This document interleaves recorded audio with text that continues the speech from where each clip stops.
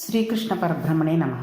నిన్న మనం ప్రియవతుడు అరణ్యాలకు వెళ్ళి ఘోరమైన తపస్సు ఆచరించి తన తేజస్సును ఈశ్వర తేజస్సుతో కలిపి మోక్షాన్ని పొందాడు అన్నంతవరకు తెలుసుకున్నాం. అయితే చతుర్ముఖ బ్రహ్మగారు చెప్పిన మాటలను విని వాటిని మనం ఆచరించగలిగితే గృహస్థాశ్రమనందు మనం సాధించలేనిది అంటూ ఏది ఉండదు. కాబట్టి మనం ఆయన చెప్పిన మాటలని ఆచరిస్తూ ఉండాలని అనుకుంటున్నాం.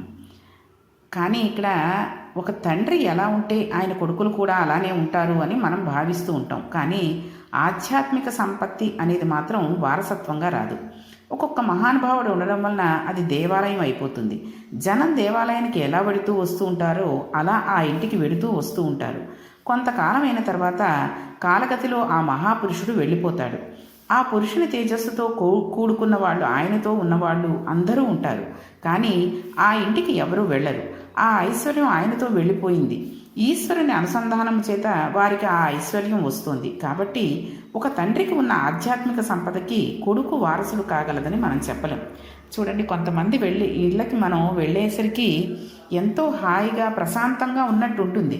ఏదో మనసు చికాకుతో ఉండి మనం అక్కడికి వెళ్ళామనుకోండి, హాయిగా మన మనస్సులో ఉన్న చికాకంతా పోయి మన సమస్యలకి సమాధానం దొరికినట్టుగా భావించేటట్టుగా ఉంటుంది. ఆ ఇంట్లో వాళ్ళ పలకరింపులు కూడా ఎంతో ఆప్యాయంగా, బాగున్నారా అండి, ఎలా ఉన్నారు, ఏమైనా తింటారా, తాగుతారా, అప్పుడు అలా అందన్నారు, ఎలా ఉంది అంటూ చక్కగా మాట్లాడేవాళ్ళు ఉంటారు కొంతమంది. అంతేగాని వచ్చిన తర్వాత ఎందుకు వచ్చాడురా బాబు అన్నట్టుగా మొహం పెట్టేస్తే ఆ వచ్చిన వాడు వెంటనే వెళ్ళిపోవాలనుకుంటాడు, కానీ ఉండాలని అనుకోడు. మన ఇంటి పరిస్థితిని బట్టి మన ఇంటికి వచ్చిన వాళ్ళు ఉండాలా లేదా అన్నది గ్రహిస్తారు. కాబట్టి తండ్రి తల్లి ఎలా మాట్లాడుతున్నారో చూసుకుని ఎటువంటి మర్యాదలు ఇస్తున్నారో వచ్చిన వాళ్ళకని కొడుకులు కూతుళ్ళు కూడా వారసత్వంగా తెచ్చుకుంటే చాలా బాగుంటుంది.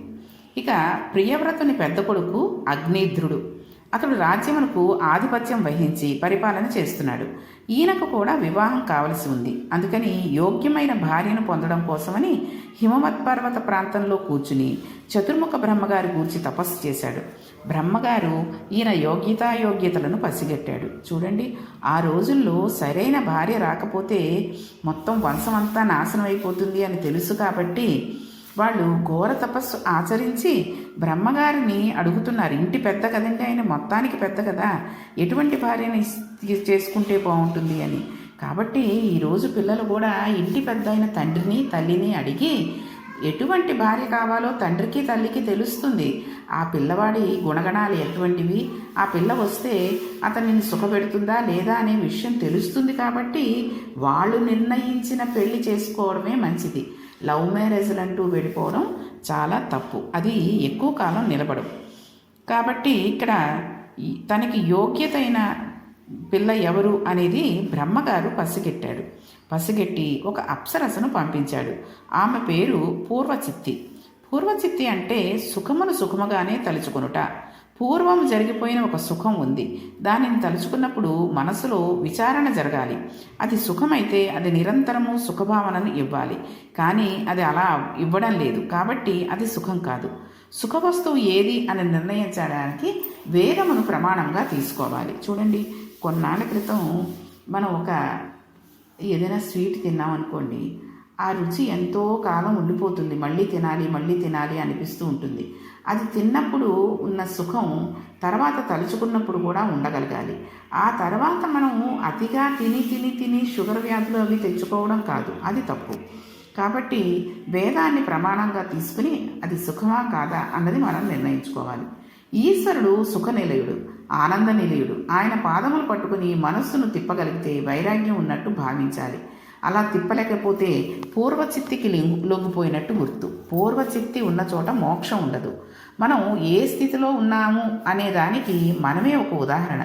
సుఖములే జ్ఞాపకములు ఉండి వాని అందే పూనిక ఉన్నట్లయితే, మనస్సు ఈశ్వరుడికి తిరగకపోయినట్లయితే, ఆ సుఖములు కావనే భావన కలగకపోయినట్లయితే మనం పూర్వచిత్తికి లొంగుతున్నట్లు భావించుకోవాలి. దానివలన ఫలితం తెలుసుకోవాలంటే మనం అగ్నిధ్రుడి చరిత్ర వినాలి.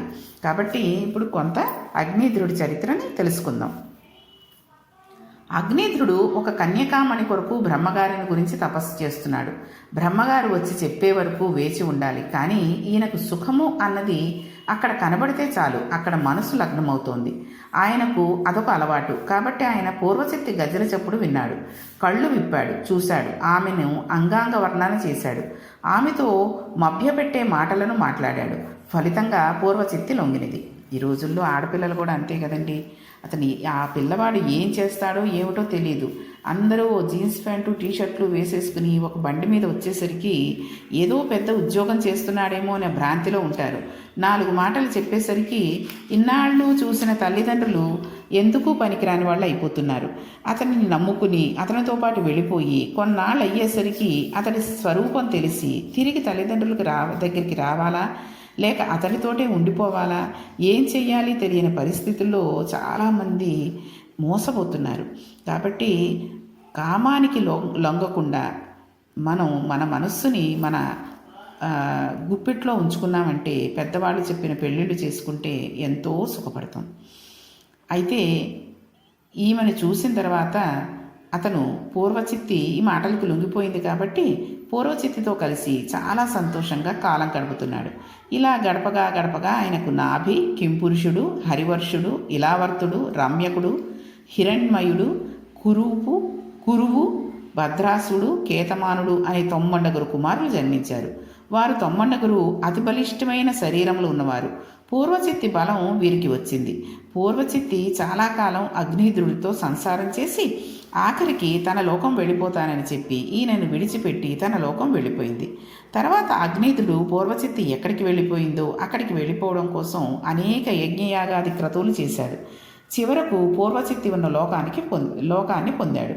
అంటే పొందిన సుఖములనే తలుచుకుని కొడుకు మీదనో, కూతురు మీదనో, పిల్లాడి మీదనో, పిల్ల మీదనో, లేకపోతే ఏ పిల్లి మీదో కుక్క మీదో భ్రాంతి ఉండిపోతే అక్కడికే వెళ్ళి మరలా పుడతాం.